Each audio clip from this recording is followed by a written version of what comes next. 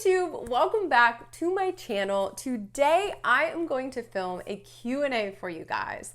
I tried to film this a couple of days ago while I was in Denver, Colorado. I was there with Fat Tire. They were hosting a launch party for the Finding Common Grounds films, and they invited me out there. So that's what I was there for. While I was in Denver, I tried to film this Q&A. I thought it would be cool to do it in the hotel room, but for whatever reason, the audio just sucked. So I'm refilming it today, but the good news is there are a lot more questions that came in since I posted it, since it's been a couple more days. So I have tons of questions to answer, and the cool thing about this video is that I am pulling all of these questions from YouTube directly. I posted in my community tab and I posted on my YouTube story, and that's where I'm getting all of these questions from. It's the first time that it's like a YouTube only Q&A.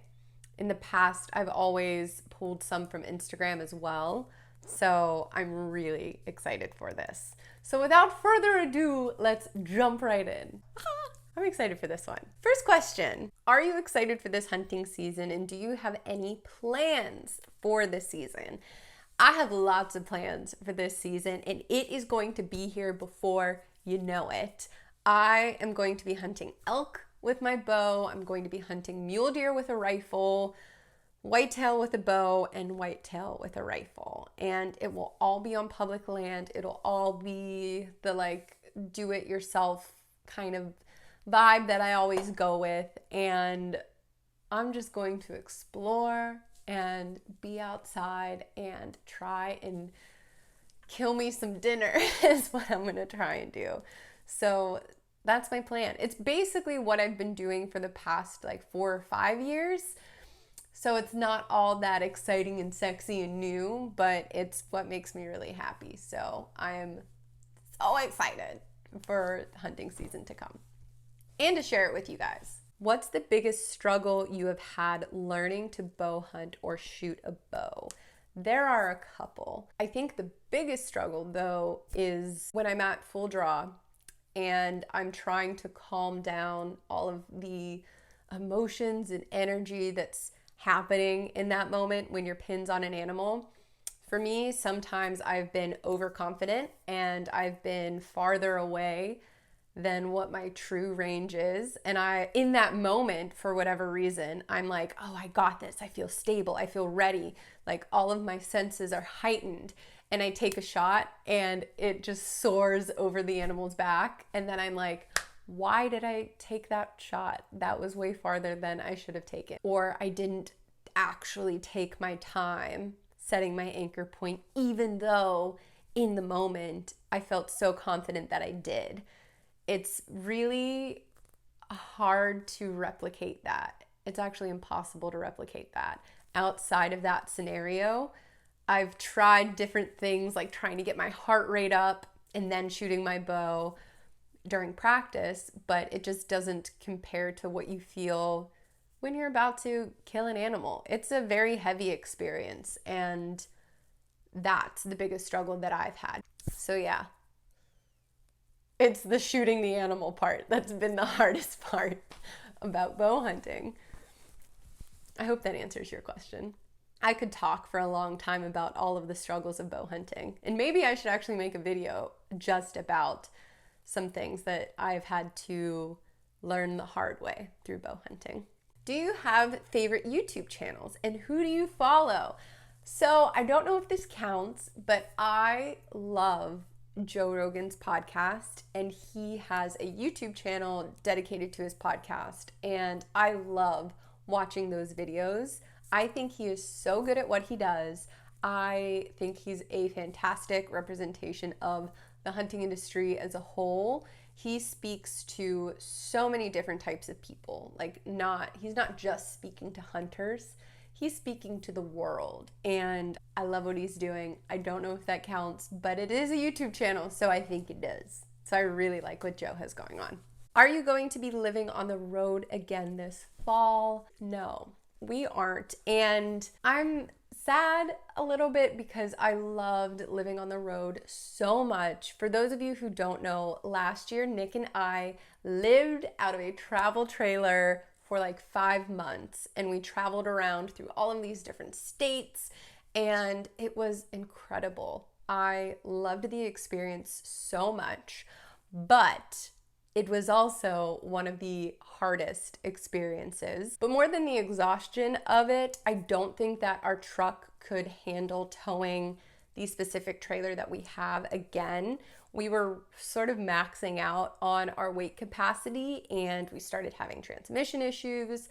Our truck's a little bit older, so if we were going to live on the road again, we would need to like redo our rig, whether it's the truck, whether it's the trailer, whether we get something completely different like a van, who knows. I would totally be up for it again. I think Nick would be up for it again, but for a little shorter period of time. Regardless of all of that, we won't be living on the road again this fall, but that doesn't mean that we won't be living on the road again at some point in the future. This is funny. How do you cover up scent from body solids and fluids while hunting? You know, like the number ones and number twos. Well, first of all, I bury the number twos. So I think that controls any scent issues that you may have. And the number ones, if you're talking about like whitetail hunting and like pissing underneath your stand, for example, I haven't been doing anything to cover up those scents. But maybe I should. I don't know. Would you ever hunt with a recurve bow? Yes, I would love to hunt with a recurve bow. But I have so many hobbies at the moment, and I feel like to be proficient enough to hunt with a recurve bow, you need to practice, practice, practice.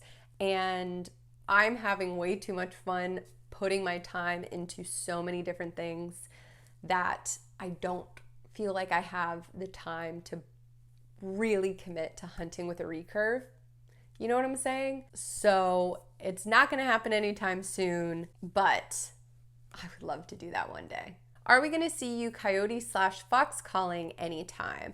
Not anytime soon. I'm honestly not that interested in coyote or fox hunting, and I think it's because I'm not connected to a place where they are an issue. So for example, hear me out on this one. If I owned a piece of property, or if I was hunting a piece of public land where the coyote population was out of control, or the fox population was out of control, and the deer population was crazy low because of it, and there was like clear disruption in what was going on, of course, yes, I'm all for predator control. I get that. But because I'm not so directly connected to a place like that, and I'm not interested in eating a coyote or fox, it's just not something that I personally am interested in doing right now. You feel me? I hope that makes sense. So no, you probably won't see me doing anything like that anytime soon. Maybe sometime in the future, but not where I'm at right now. What is your favorite bow release? I don't have one, but I wish I had one. I've been trying different releases, and I just haven't found one that I want to stick with yet. So I'm still using my hand-me-down release that's like 8 years old. So I need some help in that category. What's your favorite fish to catch on a fly rod?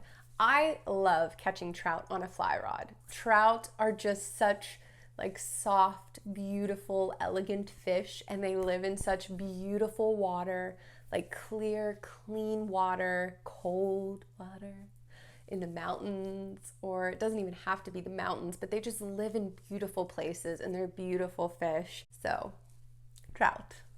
What type of broadheads do you prefer shooting?